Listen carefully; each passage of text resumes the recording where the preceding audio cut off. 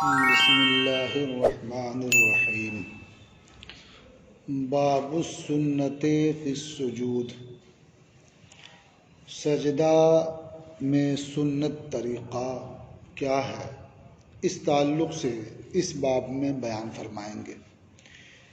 تو سجدے میں سنت طریقہ یہ ہے کہ آدمی اپنی ہتھیلیاں زمین پر رکھے، ہتھیلیاں وہیں رکھے جہاں اپنی پیشانی رکھ رہا ہے۔ یہ نہیں کہ ہتھیلی کے اوپر پیشانی رکھے، مطلب اسی کے بغل میں، کیونکہ یہاں اللہ کا لفظ استعمال ہوا اسی طرح سے، مراد ہے اس سے قریب۔ تو گویا جہاں وہ پیشانی رکھ رہا ہے تو اپنی ناک کو بھی جمائے، پیشانی کو بھی جمائے، اور اپنے کانوں کے مقابل قریب چہرے کے اپنی دونوں ہتھیلیاں بھی رکھے، سمجھ رہے ہیں، اور پاؤں اپنے دونوں کھڑے رکھے، اس کی انگلیاں بھی قبلہ کی طرف ہوں، اور ہتھیلیوں کی انگلیاں جو ہاتھ میں ہیں وہ بھی قبلہ کی طرف ہوں۔ انگلیاں بالکل پھیلی ہوئی نہ ہوں، نہ طاقت سے انہیں ملائے، کوشش یہ کرے کہ ایک دوسرے سے ملی ہوں اور قبلہ کی طرف ہوں۔ اس لیے کہ اگر ایک دم پھیلا کے رکھے گا تو بعض قبلہ کی طرف ہوں گی، بعض کسی اور طرف ہو جائیں گے، اور جب ملا کے رکھے گا سب قبلہ کی طرف ہو سکتے ہیں۔ اور سنت طریقہ یہ ہے کہ آدمی ٹھنڈک کے زمانے میں چادر اوڑھے ہوتا ہے یا جبہ پہنے ہوتا ہے، کوئی اور ڈھیلا کپڑا پہنے ہوتا ہے، تو ایسا نہ ہو کہ اس چادر کے اندر سے ہاتھ رکھے، چادر فرش میں رہے پھر اس پہ ہاتھ رکھے، بلکہ ہاتھ چادر سے یا اپنے جبے سے باہر نکال کر کے فرش پر رکھے۔ یہ سنت طریقہ ہے۔ لیکن ٹھنڈک بہت زیادہ ہے اور اندیشہ ہے کہ اگر وہ ہاتھ رکھتا ہے تو ٹھنڈک لگ جائے گی، اسے نقصان پہنچ جائے گا، تو وہ چادر کے اوپر سے بھی ہاتھ زمین پر رکھ سکتا ہے۔ دیکھیے، اخبرنا مالک اخبرنا نافع عن ابن عمر انه كان اذا سجد وضع كفيه على الذي يضع جبهته عليه۔ ہمیں خبر دی مالک نے، ہمیں خبر دی نافع نے، وہ ابن عمر سے روایت کرتے ہیں کہ حضرت عبداللہ ابن عمر جب سجدہ کرتے تھے تو اپنی دونوں ہتھیلیاں اس جگہ پر رکھتے تھے جس جگہ پر اپنی پیشانی رکھتے تھے۔ تو اس جگہ پر رکھتے تھے، اس کا مطلب بتا دیا نا، ایسا نہیں کہ ہتھیلی نیچے پیشانی اس کے اوپر، بلکہ اسی سے قریب۔ قال وَلَقَدْ رَأَيْتُهُ فِي بَرْدٍ شَدِيدٍ وَإِنَّهُ لَيُخْرِجُ كَفَّيْهِ مِنْ بُرْنُسِهِ حَتَّى يَضَعَهُمَا عَلَى الْحَصَى۔ حضرت نافع فرماتے ہیں کہ میں نے حضرت عبداللہ ابن عمر کو سخت ٹھنڈک میں دیکھا کہ وہ اپنی ہتھیلیاں اپنے برنس سے نکالتے ہیں، یہاں تک کہ ہتھیلیاں کنکریوں پر رکھتے ہیں۔ اس زمانے میں مسجدیں آج کی طرح پختہ نہیں ہوتی تھیں، اور وہاں کی پتھریلی زمین ہے تو کنکریاں تو اوپر ہوں گی، بلکہ پتھر نیچے اونچے زیادہ ہوں تو اسے برابر کرنے کے لیے بھی بیچ میں کنکریاں ہی رکھیں گے تاکہ وہ برابر ہو جائے۔ اس طرح کی مٹی نہیں ملے گی کیا کریں گے، تو برابر ہو جائے، تو اسی کے بارے میں کنکریوں پر رکھتے تھے، مطلب فرش پر رکھتے تھے۔ تو جو برنس کیا ہے، جس جبہ پہنتے ہیں نا، ایسے ایک لباس ہے، سمجھ رہے ہیں نا، تو وہ اپنے برنس سے اپنی ہتھیلیاں باہر نکالتے تھے اور کنکریوں پر اپنی ہتھیلیاں رکھتے تھے، یعنی فرش پر۔ تو فرش پہ کنکریاں ہی ہیں تو ہاتھ پڑے گا اسی پر۔ تو اس سے معلوم ہوا کہ ٹھنڈک ہو یا گرمی ہو، بہر صورت آدمی کو چادر پر ہاتھ نہیں رکھنا چاہیے، اور نہ ہی آستین پر ہاتھ رکھنا چاہیے، بلکہ آستین سے باہر نکال لینا چاہیے، چادر اوڑھے ہوئے تو اس سے باہر ہاتھ نکال لینا چاہیے، اور فرش پر ہاتھ رکھنا چاہیے۔ یہ سنت طریقہ ہے۔ اخبرنا مالک اخبرنا نافع عن ابن عمر۔ آپ کے شبہ کا جواب اس میں بھی رہے تو ٹھیک ہی ہے نا. دیکھیے دستانہ پہننے کا مسئلہ اس سے الگ ہے. آدمی دستانہ پہنے ہوئے ہو ٹھنڈک میں تو اس کے ساتھ ہی وہ سجدہ کرے تو یہ سنت کے خلاف نہیں ہوگا. سنت کے خلاف اس صورت میں ہوگا جب کہ آدمی اپنا ہاتھ چادر کے اندر رکھے ہو یا جبے کے اندر رکھے ہو، آستین بڑھا لے اور سجدہ اس پر کرے، تب یہ سنت کے خلاف ہوگا. اخبرنا مالک اخبرنا نافع عن ابن عمر، ہمیں خبر دی مالک نے، ہمیں خبر دی نافع نے، وہ ابن عمر سے روایت کرتے ہیں، انہو کان یقول، کہ وہ فرماتے تھے، من وضع جبہتہ بالارض.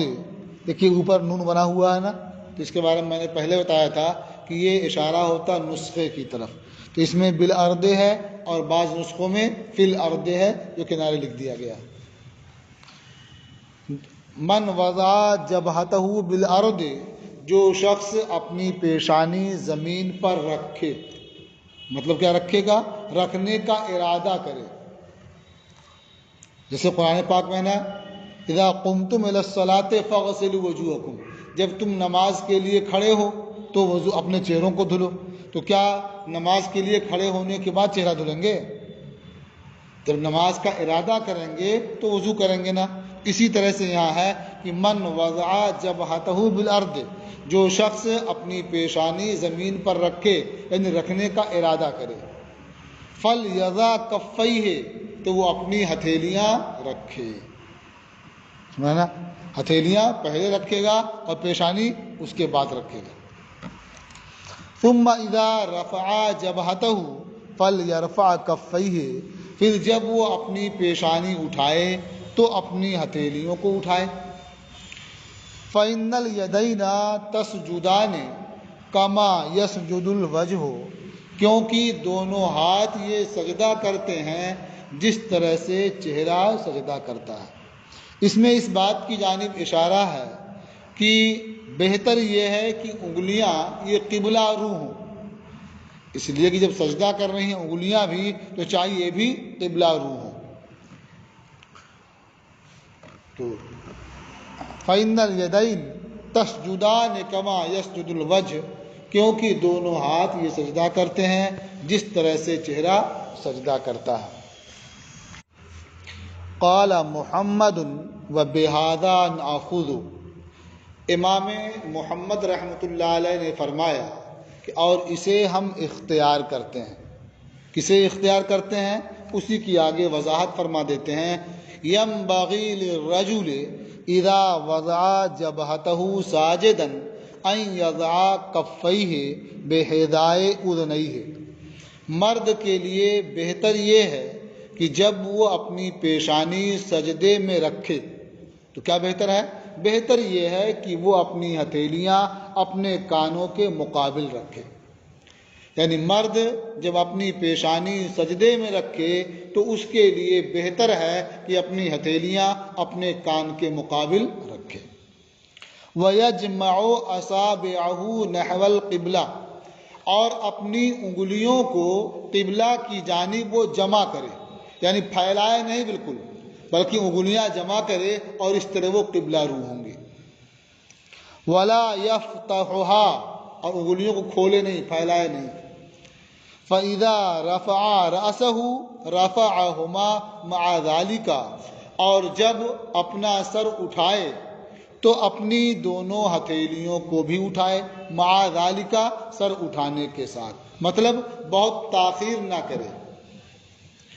فَأَمَّا مَنْ أَصَابَهُ بَرْدٌ يُؤْذِي وَجَعَلَ يَدَيْهِ عَلَى الْأَرْضِ مِنْ تَحْتِ كِسَاءٍ أَوْ ثَوْبٍ فَلَا بَأْسَ بِذَلِكَ، لیکن جس شخص کو تکلیف دہ ٹھنڈک لگ رہی ہو، پہنچ رہی ہو، من اصابہ بردن، لیکن وہ شخص جسے ٹھنڈک پہنچے، کیسی ٹھنڈک؟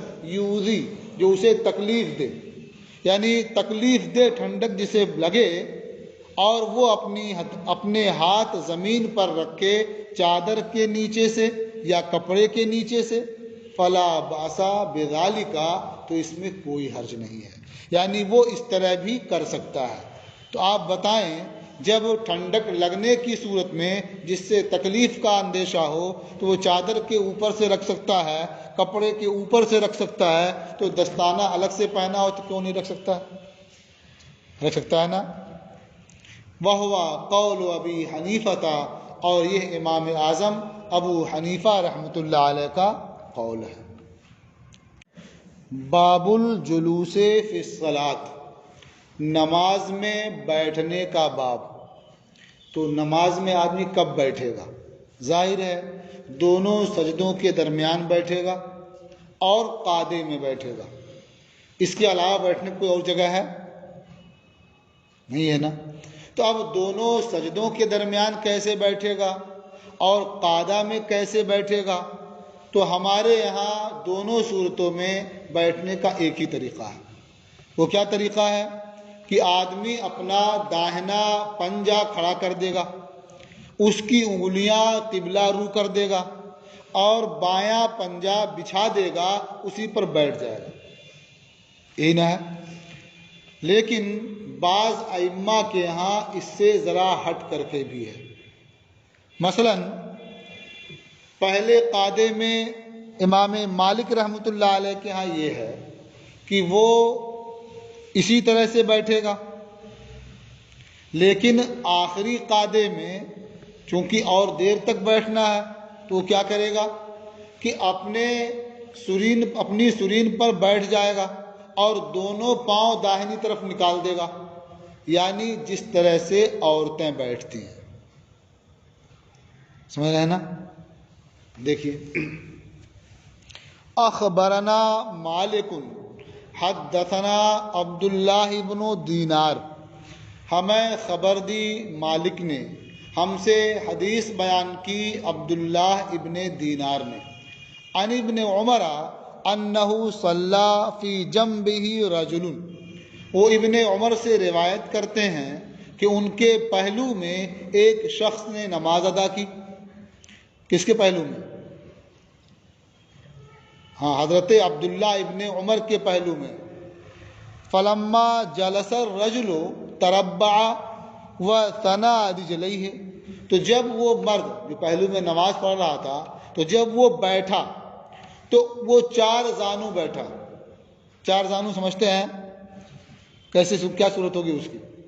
جیسے بیٹھے ہو نا، یا جیسے ہم بیٹھے ہیں، ٹھیک ہے؟ تو یہ چار زانو بیٹھا، کیسا لگ رہا ہوگا؟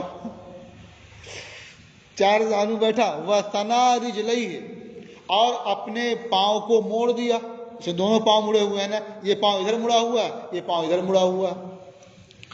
فَلَمَّا انصَرَفَ ابن عمر آبَا ذَلِكَ عَلَيْهِ، تو جب حضرت ابن عمر فارغ ہوئے تو انہوں نے اس کی کمی کو بیان کیا، نے بتایا کہ تم اس طرح سے نماز میں بیٹھے تھے، حالانکہ اس طرح تو نہیں بیٹھا جاتا ہے نماز میں، تو کمی کو بیان کیا اس کی۔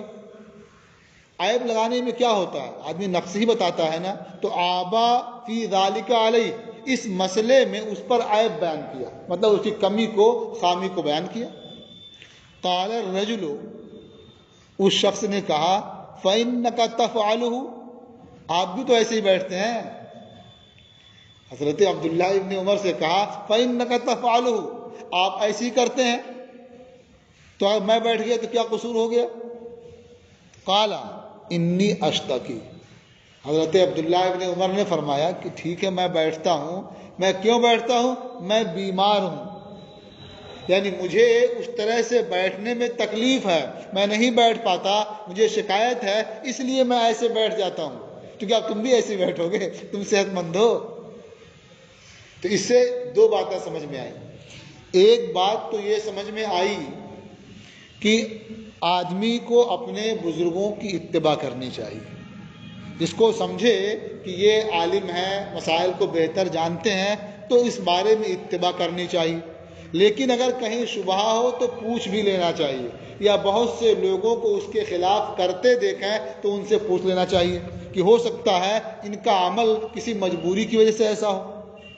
تو جب وہ شخص اور نمازیوں کو دیکھ رہا تھا کہ اس طرح نہیں بیٹھتے ہیں، یہ اس طرح بیٹھتے ہیں، تو اسے چاہیے تھا کہ اس طرح نہ بیٹھتا، یا بیٹھنے سے پہلے پوچھ لیتا کہ آپ اس طرح بیٹھتے ہیں اور لوگ اس طرح بیٹھتے ہیں، یہ بات نہیں ہوتی نا۔ اچھا، دوسری بات یہ بھی معلوم ہوئی کہ جو ذمہ دار ہو اسے چاہیے کسی کو خلاف سنت کرتا ہوا دیکھے یا خلاف شرع کرتے ہوئے دیکھے اسے ٹوک دے۔ انہوں نے دیکھا کہ وہ اس طرح بیٹھ رہے ہیں تو ٹوک دیا فوراً۔ اب جو اس کے دل میں خلجان تھا وہ بھی دور ہو گیا نا، تو ابھی آپ بیٹھتے تو ہم بھی ایسے بیٹھ گئے۔ کہا میں جو بیٹھتا ہوں یہ مجھے تکلیف ہے، میں اس طرح نہیں بیٹھ پاتا اس لیے اس طرح بیٹھتا ہوں۔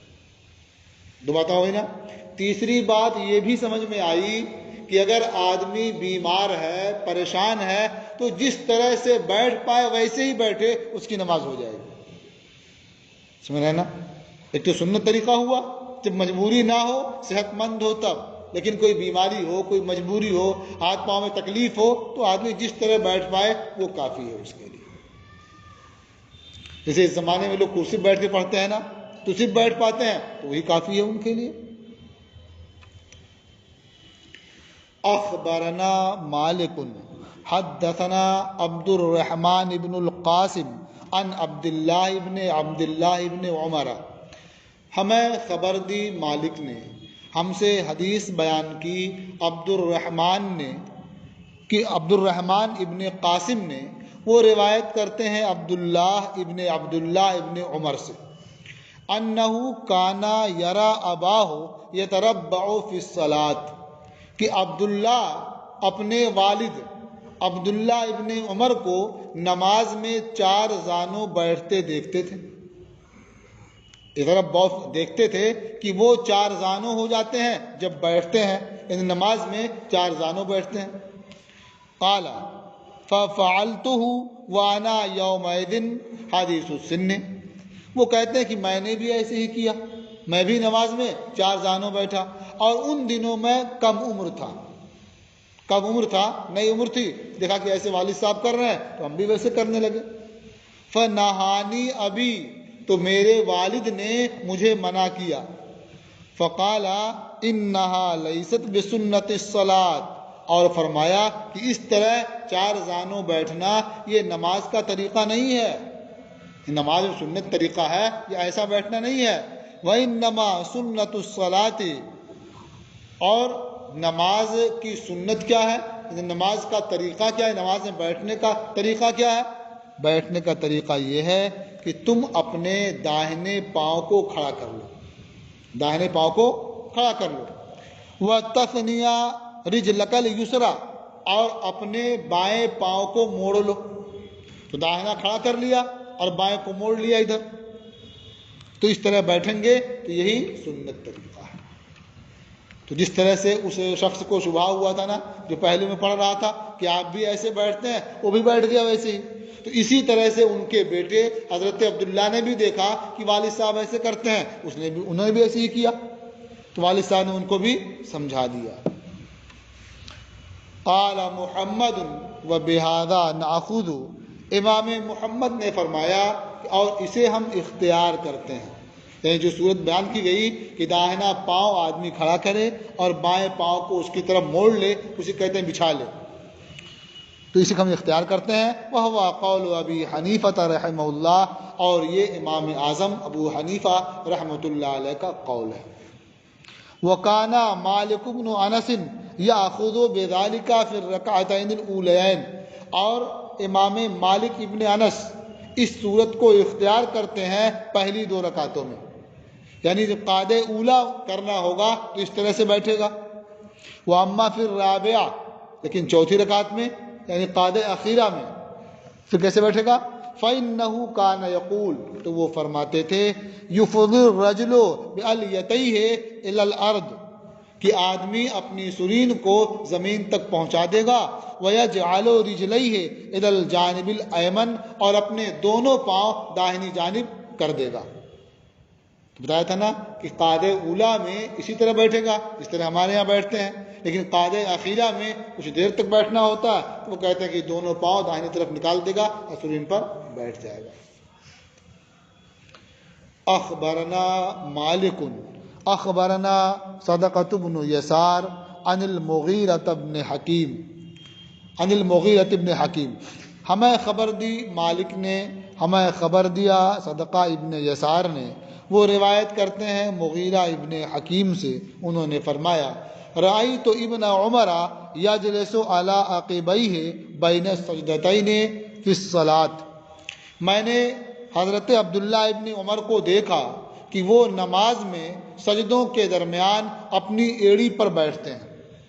آپ دیکھتے ہوں گے کبھی کبھی مسجد میں کچھ لوگ چونکہ سجدے سے اٹھتے ہیں، تھوڑی دیر کا موقع ہوتا ہے تو آرام سے بیٹھتے نہیں، ایسے ہی جو ہے وہ ایڑی پر گویا سجود رکھے ہوتے ہیں اور ٹکے رہتے ہیں ایسے ہی، پھر اگلا سجدہ کر لیتے ہیں۔ تو فرما رہے ہیں کہ حضرت عبداللہ ابن عمر اسی طرح سے سجدے کے درمیان بیٹھتے تھے۔ فَذَكَرْتُ لَهُ، تو یہ کہتے ہیں یعنی مغیرہ ابن حکیم کہتے ہیں کہ میں نے ان سے اس کا تذکرہ کیا کہ آخر آپ اس طرح سے کیوں بیٹھتے ہیں جبکہ اور لوگ تو اس طرح نہیں بیٹھتے۔ فقال انما فعلته منذ اشتكيت، فرمایا کہ میں نے ایسا کیا کب سے؟ جب سے مجھے تکلیف ہوئی، جب سے پاؤں میں تکلیف ہوئی اور اس طرح میں نہیں بیٹھ پاتا، جب سے میں اس طرح سجدوں کے درمیان بیٹھتا ہوں۔ اور قاعدے میں کس طرح بیٹھتا ہوں؟ چار زانوں۔ قال محمد وبہذا ناخذ، اچھا اس سے ایک بات سمجھ میں آ گئی، کبھی ایسا ہوتا ہے کہ آدمی نماز پڑھ رہا ہوتا ہے تو کوئی آدمی اس طرح بیٹھ جاتا ہے تو آدمی بغل والا بہت ناپسند کرتا ہے نا؟ یہ ناپسند نہیں کرنا چاہیے۔ ظاہر ہے کہ اس طرح وہ بیٹھ رہا ہے تو آپ کا طریقہ یہ ہونا چاہیے کہ جب نماز سے فارغ ہو جائیں تو اس سے دریافت کریں کہ بھائی نماز میں آپ اس طرح کیوں بیٹھتے ہیں۔ تو اگر اسے معلوم ہی نہیں کہ اس طرح بیٹھنا چاہیے تو آپ بتا دیجیے، اور کہتا کہ نہیں ہم کو یہ تکلیف ہے، پاؤں مڑتا نہیں ہے، نہیں بیٹھ پاتے ہیں، تو کوئی بات نہیں، آپ برا مت سمجھیں، وہ تو معذور ہے نا۔ قال محمد وبہذا ناخذ، امام محمد رحمۃ اللہ علیہ نے فرمایا اسے ہم اختیار کرتے ہیں۔ لا ينبغي ان يجلس على عقبیہ، یعنی اپنی ایڑیوں پر بیٹھنا مناسب نہیں ہے۔ کب؟ بین السجدتین، دو سجدوں کے درمیان۔ تو کس طرح بیٹھے گا؟ دو سجدوں کے درمیان کیوں؟ دو سجدوں کے درمیان کس طرح بیٹھے گا؟ جس طرح سے قادم بیٹھتا اس طرح بیٹھے گا، اس طرح بیٹھنا مناسب نہیں ہے۔ کس طرح؟ یعنی دونوں پاؤں کھڑا کر کے ایڑیوں بیٹھے۔ وَلَكِنَّهُ يَجْلِسُ بَيْنَهُمَا كَجُلُوسِهِ فِي صَلَاتِهِ، لیکن دو سجدوں کے درمیان اسی طرح سے بیٹھے گا جس طرح سے وہ اپنی نماز میں یعنی قاعدے میں بیٹھتا ہے۔ وَهُوَ قَوْلُ أَبِي حَنِيفَةَ، اور یہ امام اعظم ابو حنیفہ رحمۃ اللہ علیہ کا قول ہے۔ یہ باب بھی اب ختم ہوا۔ اب انشاءاللہ کل آپ پڑھیں گے باب صلاۃ القائد، یعنی بیٹھ کر جو نماز پڑھتے ہیں نا ان کی نماز کیسے ہو، وہ انشاءاللہ آپ کل پڑھیں گے۔